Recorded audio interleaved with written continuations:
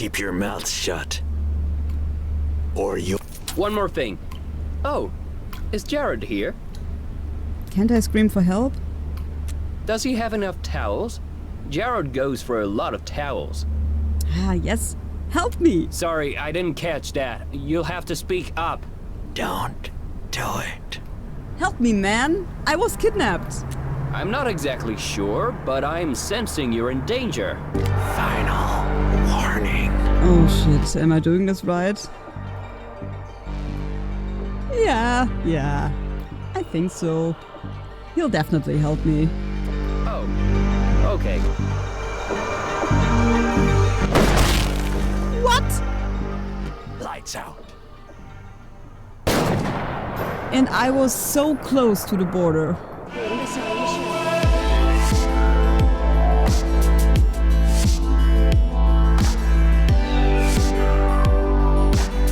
My first attempts in this road trip story adventure were total failures, but you need a few tries to get used to the mechanics. Luckily, that's not frustrating at all, cause every run is different. Road 96 takes place in a fictitious country called Petria, which looks similar to the United States. Not only because of the landscape, but also because of the political setting. In Petria, there's a presidential election coming up. There's a moderate candidate and a radical one.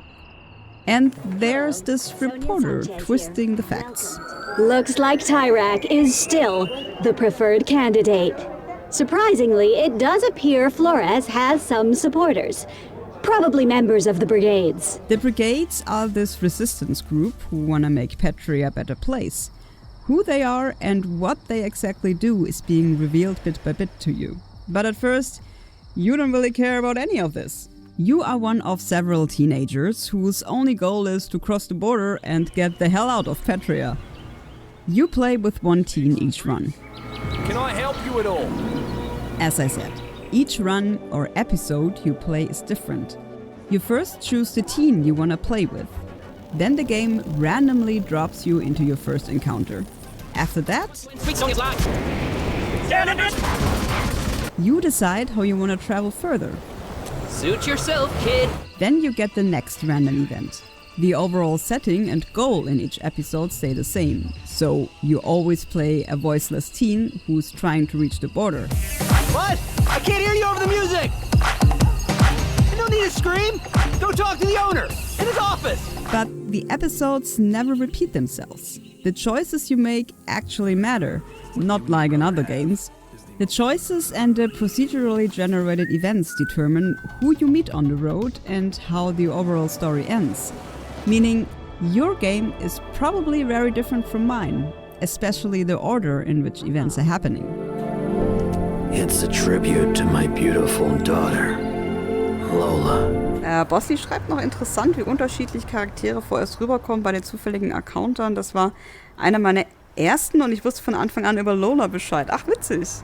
I'll give you an example, but I'll only touch the scenarios lightly to not spoil too much for you. So, our first task is to pick a so-called crosser. Each have different stats. Let's pick a supposedly easy one with a full health bar and a decent amount of money. This one though is still very far away from the border, so hopefully we stay healthy and don't run out of money on the way. We start off hitchhiking and meet Zoe, one of 7 characters reoccurring in the game. Each time we meet Zoe, we discover more of her story, and you can always see how far you've already come. Pro tip, always check your surroundings. Ooh, money. Let's play this game I found and listen to some music. Here, take my Walkman. Yes, if you haven't noticed, it's the 90s. So there are Walkmans and you can collect some cassettes, which is really cool. Also, the music is one of the most awesome things about this game.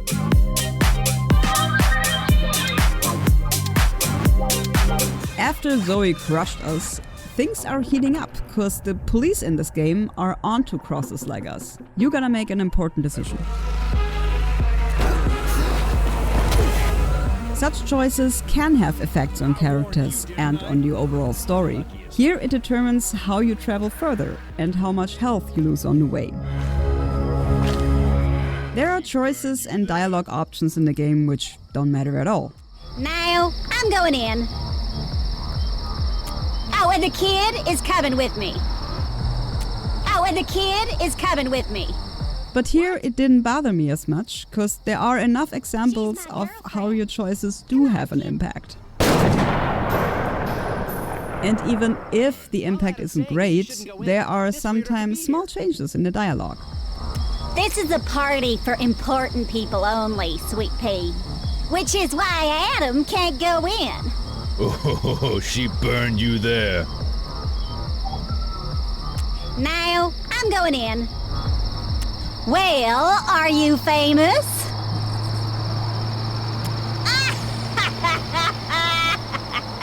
Oh, that's funny. Adam! Oh yeah! Ha ha ha! You famous! Totally ridiculous. Now, I'm going in. Going back to our encounter with Zoe, after the incident with the cop, we find ourselves alone in a desert. This time, we can't choose how we want to travel. We gotta walk to the next place. Next, we meet the craziest couple in the game. Stan and Mash! You hear that? Ugh, that's not the creep after Sonia, is it? They are very funny, but also very dangerous. Shut up, Mitch! Give us all your money, kid, now! We give some risky answers and lose all our money. At least not our life. We have a chance to get the money back if we help Stan and Mitch solve a case. That minigame is tricky, but we figure it out. Stan and Mitch let us go, and now we have 3 options. Hitchhiking again, calling a taxi, or continue walking. Let's choose hitchhiking.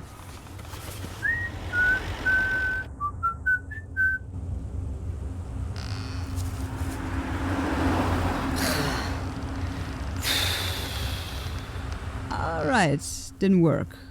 Well, we have some money, so let's call a taxi.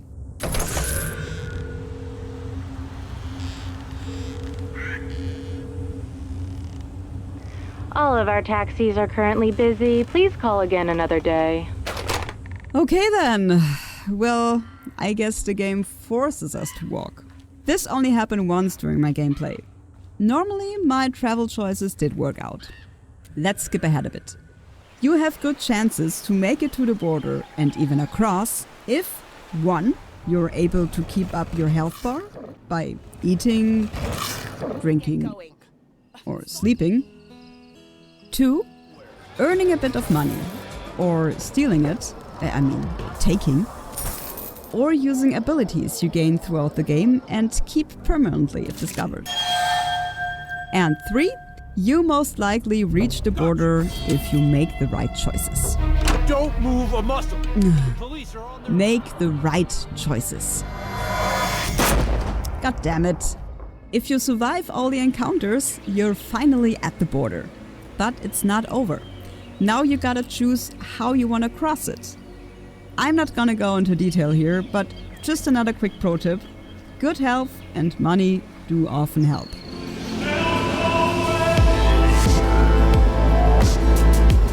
There's nothing I don't like about this game. Seriously. Well, okay, one thing. With an app, a real app, you can unlock more bars on your health bar in the game. It's not pay to win, you're only supposed to register in this app, but to me it feels like pay to win. So, yeah, I don't like this mechanic. If you've got the same feeling, then just wait until you get the right encounter with John. He'll give you the extra bars by completing a minigame. 2 additional bars to your total energy capacity, das ist ja mega. But apart from that, here are the things I absolutely love about this game. The art style. The music. How the story slowly unfolds and you start making connections. The voice acting. Because on the news, I talk like this. When in reality, I talk like this. And how much variety there is in the gameplay. Every encounter is different and so creative. The controls aren't complex, but you never know what your inputs and words will do exactly. So the whole game doesn't only look, it also feels like a road trip. You never know what's coming. God damn it, no biscuits. Since we don't have that much of a budget for actors, I was also doing the motion capture. Like we have a suit that you put on. Well, since I'm also one of the only girls, I had to do a lot of motion capture for the girls, like Sonia and Zoe. That's also me.